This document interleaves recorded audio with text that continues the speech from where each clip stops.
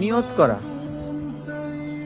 আপনি নিয়ত করবেন ভালো কাজের, নিয়ত করছেন তো আল্লাহ তাআলা আপনাকে ওই কাজটা করার মতো সওয়াব আর নেকি দিয়ে দিবেন।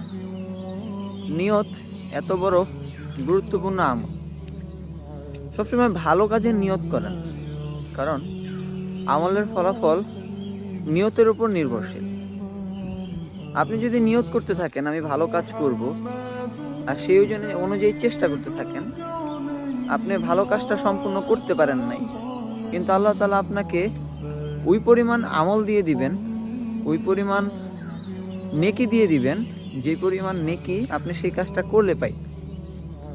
আমাদের বেশি থেকে বেশি ভালো নিয়ত করা দরকার, যে আমরা 5 ওয়াক্ত নামাজ পড়ব, আমরা সবসময় হালাল রিজিক উপার্জন করব, আমরা সবসময় জবানকে হেফাজত করব, আমরা সবসময় অন্যের ক্ষতি থেকে নিজেকে হেফাজত রাখব।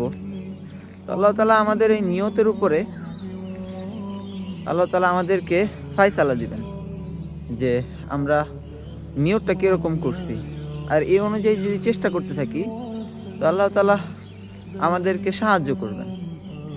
আমরা নিয়ত করলাম কিন্তু সেই কাজটা সম্পূর্ণ করার জন্য চেষ্টা করলাম না, তো এই নিয়তটাই হবে না, কারণ আমরা তো চেষ্টাই করিনি।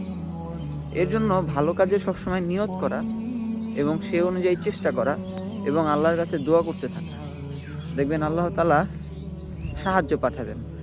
কিভাবে পাঠাবেন এটা আল্লাহ তাআলাই ভালো জানেন, কিন্তু আপনি অনুভব করতে পারবেন যে আল্লাহ তাআলা আপনাকে সাহায্য করতেছেন ইনশাআল্লাহ।